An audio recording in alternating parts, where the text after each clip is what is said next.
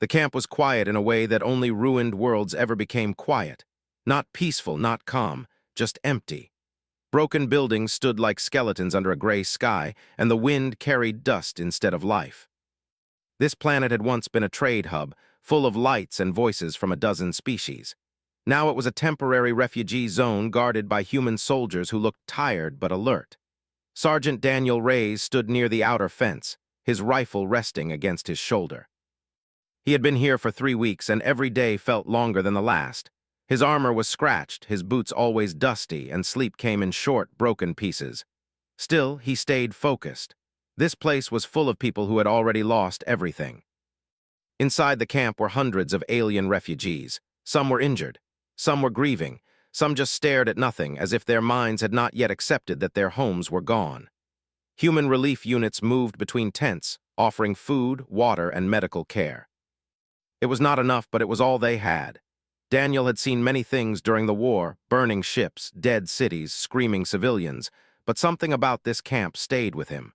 Maybe it was because there were so many children here.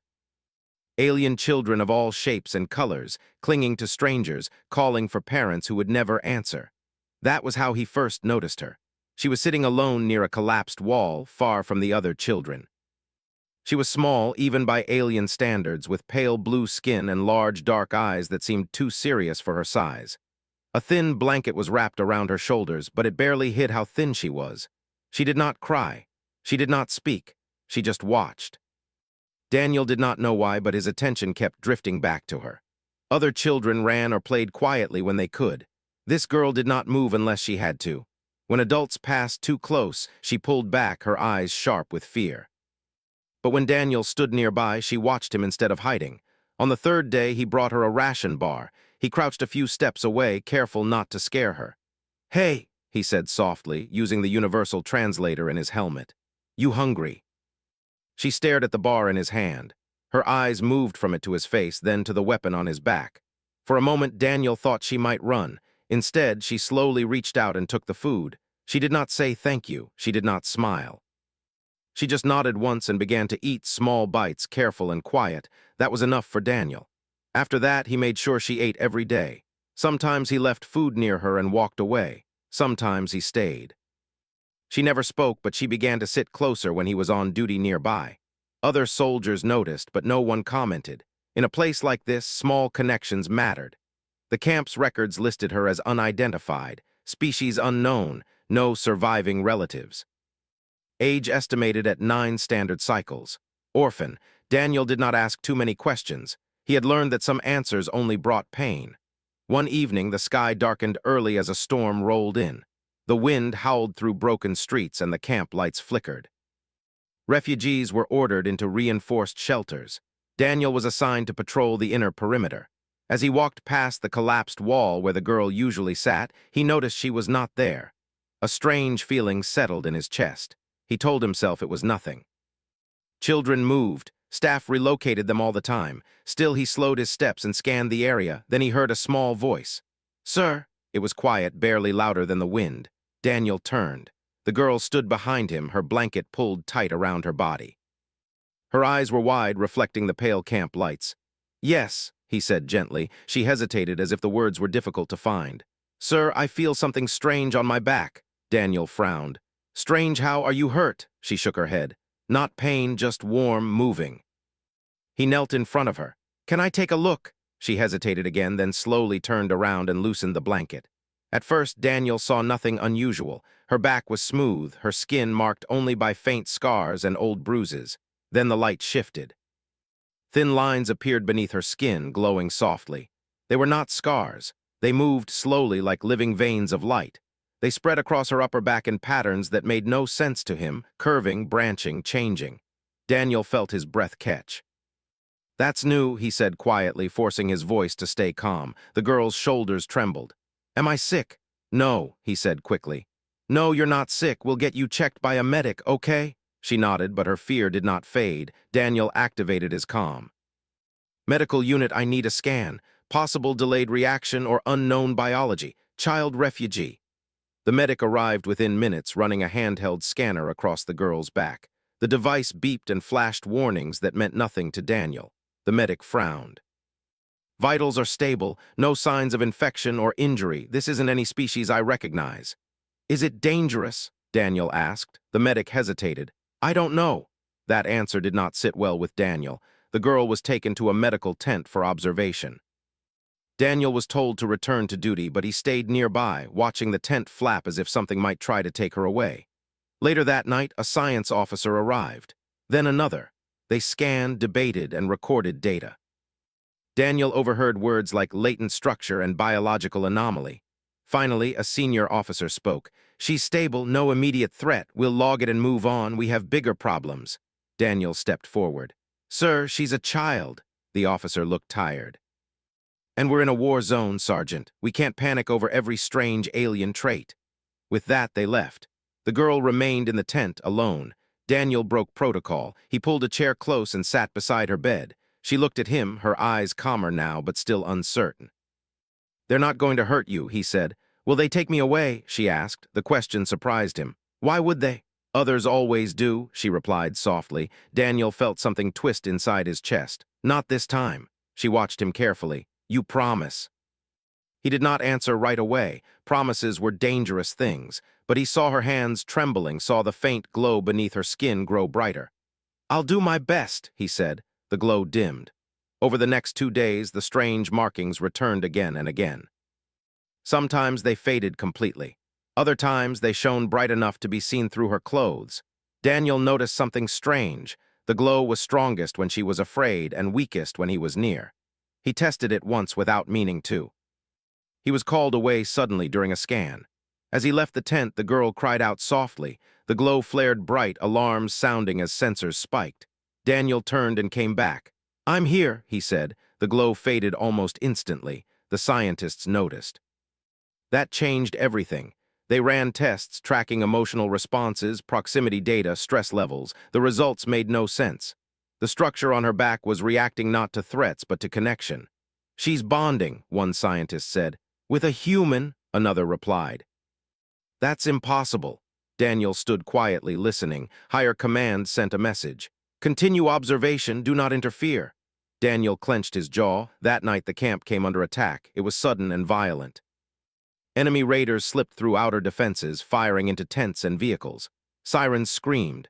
Soldiers rushed to positions. Refugees ran in panic. Daniel grabbed his rifle and ran toward the medical tent. Inside, the girl sat upright, fear written across her face. The glow on her back burned bright, brighter than ever before. They're coming, she whispered. I know, Daniel said, stepping in front of her. Stay behind me. The tent shook as something exploded nearby. Screams echoed outside. Daniel fired through the entrance, holding the line. The girl clutched his jacket, trembling. Then something incredible happened. The light on her back surged forward, not outward. It wrapped around Daniel like a shield, thin but solid. Enemy fire struck it and vanished, absorbed without sound. Daniel stared in disbelief. The girl gasped. It's doing it again. What is it? He asked. I don't know, she said. It only happens when I'm scared and you're here. The attack was repelled minutes later. When the dust settled, the camp stood, damaged but alive. Command arrived immediately. So did scientists. So did questions. But Daniel already knew one thing. Whatever the girl was becoming, whatever strange thing she felt on her back, it had chosen him. And he was not going to walk away. Morning came with smoke still hanging in the air. The refugee camp was no longer quiet. Burn marks scarred the ground, torn fabric flapped from damaged tents, and medics moved quickly among the injured. Bodies were covered with sheets, both human and alien. It had not been a full invasion, but it had been enough to remind everyone how fragile safety was. Sergeant Daniel Reyes had not slept. He stood outside the medical unit, his armor still marked by soot and ash. Inside, the alien girl lay on a narrow bed, surrounded by machines that hummed softly. The strange light on her back was gone for now, hidden beneath calm skin as if nothing unusual had ever happened. But everyone knew better. Scientists filled the tent, speaking in low voices. Data screens showed readings Daniel could not understand, lines rising and falling in sharp spikes. Every few minutes, someone glanced at him, then quickly looked away. She reacted again, one scientist said. The energy field was stronger this time. It formed faster, another added, and it was precise, controlled. Daniel crossed his arms. She's not a weapon. No one answered him. A senior science officer stepped forward. She was older, her face lined with exhaustion and curiosity. "Sergeant, no one is saying that. But what happened last night cannot be ignored." "She was scared," Daniel replied. "Anyone would be." "Yes," the officer said slowly, "but fear alone doesn't create a defensive structure capable of stopping military-grade plasma fire." Daniel looked at the girl through the transparent divider. She was awake now, staring at the ceiling, her small hands folded tightly over her chest. "She didn't hurt anyone," he said. The officer nodded. "And that is why this is so important." Orders came down from command within the hour. The camp was no longer considered safe. The girl was to be transferred to a secure research facility deeper in human-controlled space. Escort teams were assigned. Specialists prepared containment protocols. When Daniel heard the word containment, something inside him hardened. He stepped forward. "She won't survive alone." The officer looked at him carefully. "Explain."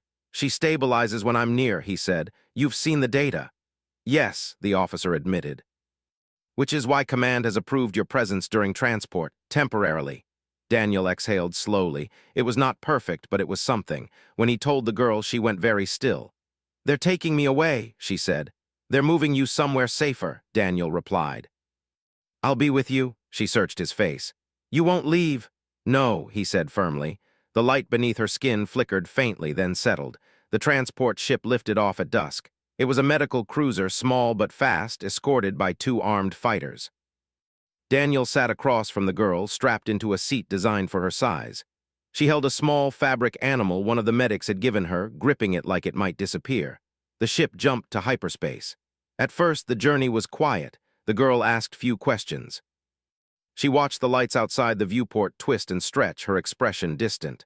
"What's your name?" Daniel asked gently. She hesitated. "I don't remember." Daniel nodded. "That's okay." After a moment, she said, "The others used to call me Little One." "Do you like that?" he asked. She shrugged. "It was better than nothing."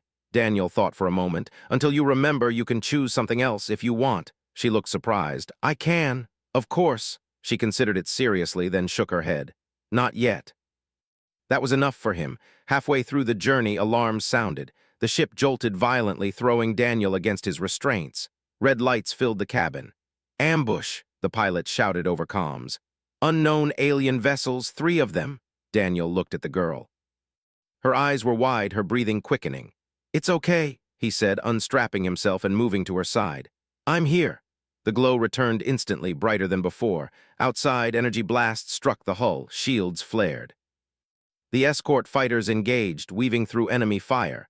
The ship shook again, harder this time. Something tore through the side compartment, metal screaming as it twisted.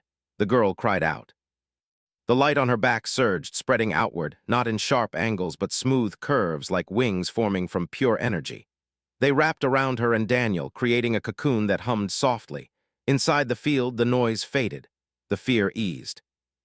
Daniel stared in awe, his hand resting gently on her shoulder. "You're doing great," he said. "I don't want anyone to get hurt," she whispered. "I know." The attackers were driven off after a brutal exchange.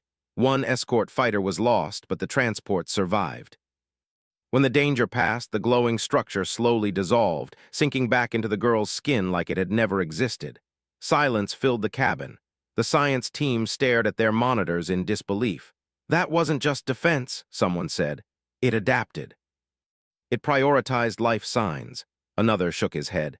"This isn't technology, it's judgment." They arrived at the research facility hours later. It was a massive structure built into an asteroid, surrounded by human warships. Security was tight, too tight.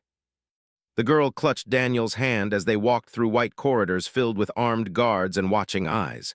"This place feels cold," she said quietly. "I know," Daniel replied, "but it's temporary." He hoped he was telling the truth. Days passed, tests continued.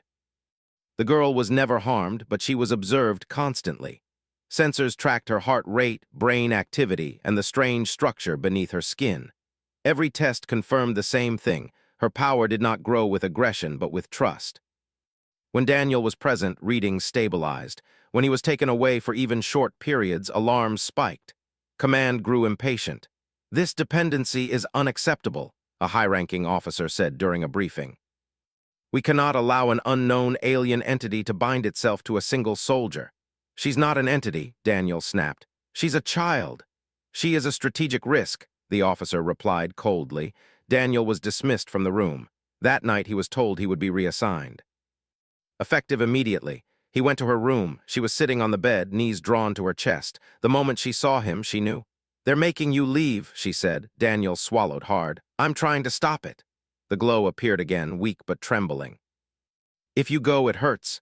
He sat beside her. "Listen to me. Whatever happens, you are not alone. You are not a thing to be used. You matter." Her eyes filled with tears. "Then stay." Daniel closed his eyes for a moment. "I will," he said. Alarms screamed seconds later. Security rushed the corridor as power levels spiked across the station. The girl cried out, fear overwhelming her control. The structure on her back burst forth fully for the first time, not as a shield, but as a vast, radiant form that filled the room with light. It did not attack, it did not destroy, it protected. The station's systems froze, not damaged, but paused as if held in place by an unseen hand. Every weapon powered down, every lock opened. The girl stood, light surrounding her like a living guardian. "I don't want to be alone anymore," she said. Daniel stood beside her, placing himself between her and the world. And for the first time, humanity realized this was not something they could command. It was something they would have to understand. The light faded slowly, like a sunrise moving backward. When it was gone, the room felt too small, too quiet. The girl stood in the center, breathing hard, her hands shaking. The walls were unharmed, the machines still intact, but everything that had once controlled the room was silent. Locks no longer hummed. Weapons no longer aimed. It was as if the station itself had decided to stop and listen. Daniel stood in front of her, his body tense, ready for soldiers to rush in. None did. Minutes passed. Finally, footsteps echoed in the corridor. A group of officers and scientists entered carefully, weapons lowered but ready. They stopped when they saw the girl standing freely, no restraints, no barriers, and Daniel beside her. No alarms sounded, no systems reacted. "She's in control," one scientist whispered. The senior commander stepped forward slowly. "What did you do?" he asked, not accusing but uncertain. The girl looked up at him. Her eyes were no longer just afraid. There was understanding there now, mixed with sadness. "I didn't want to hurt anyone," she said. "I just wanted the noise to stop." Daniel felt a tight pressure in his chest. He placed a hand gently on her shoulder. The faint glow beneath her skin pulsed once, then steadied. The commander exhaled. "The entire station is locked in a passive state. Weapons, security, even navigation. Nothing is damaged." "It's waiting." "She didn't force it," a scientist said quietly, reading the data. "She asked it." Silence filled the room. In the days that followed, everything changed. The girl was no longer confined to a single room. Observation became conversation. Scientists asked questions, not orders. Medics checked her health, not her limits. Daniel was officially reassigned, not removed, but promoted to her guardian and escort. The word spread fast. Alien factions demanded explanations. Some demanded custody. Others demanded destruction. Many were afraid. Humanity listened. For the first time since the war began, humans did not respond with fleets or threats. They responded with law. The girl was declared a protected civilian under human charter, a child refugee, untouchable. Daniel stood beside her during the broadcast, his uniform clean, his posture straight. The girl held his hand, nervous but steady. "She has a right to safety," the human representative said, "a right to choice and a right to grow without fear." Some alien leaders laughed. Others protested. Then the feed showed data from the attacks she had stopped. Not destruction, not death, only protection, only restraint. The galaxy went quiet. They moved her to Earth soon after, not to a lab, but to a secure sanctuary designed for mixed-species refugees. There were gardens, open skies, and places to sit without cameras watching every breath. The girl walked barefoot on grass for the first time. She cried.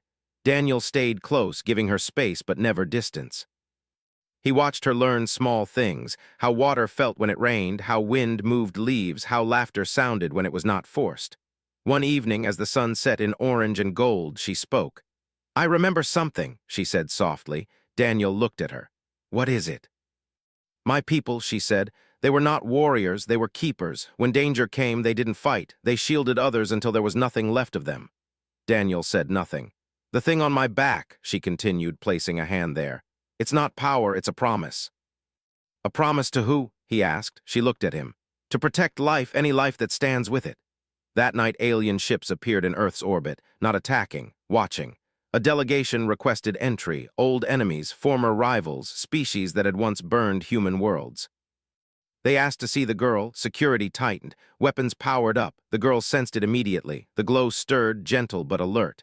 "They're scared," she said, "just like I was." Daniel knelt in front of her. "You don't owe anyone anything," she thought for a long time. Then she nodded. "But I want to choose." The meeting took place in a wide hall filled with light. Representatives from across the galaxy stood together, separated by history and fear. The girl walked forward slowly, Daniel a few steps behind her. No shield appeared. No weapons fired. She stood small and calm before giants. "I don't want to be a weapon," she said. "I don't want to belong to anyone. I just want to live." The glow rose softly behind her, forming a wide, open arc, not blocking, not threatening. "I can protect," she continued. "But only if you stop trying to own." The arc expanded, showing visions, worlds saved, ships shielded, children hidden from fire. Not futures, but possibilities. The room shook with quiet understanding. One by one, representatives lowered their symbols of power. The war did not end that day, but it slowed. Years passed. The girl grew taller, stronger. She learned human words and alien songs. She went to classes with other children, some human, some not. Daniel became something more than a guardian, more than a soldier. He became family. One night, as they watched stars from a hill, she asked, "Can I choose a name now?" Daniel smiled. "I think you've earned that." She looked at the sky, thinking, "I want to be called Era." "It suits you," he said. Era touched her back, where the glow now rested quietly, waiting. "It doesn't feel strange anymore." Daniel nodded. "Sometimes strange things are just things we don't understand yet." She leaned against him, peaceful. Far above, ships moved carefully through space, guided not by fear of humanity's weapons, but by respect for its heart. And across the galaxy, a new truth spread. Humans were dangerous, yes, but when a child asked for help, they stood their ground, and the universe answered.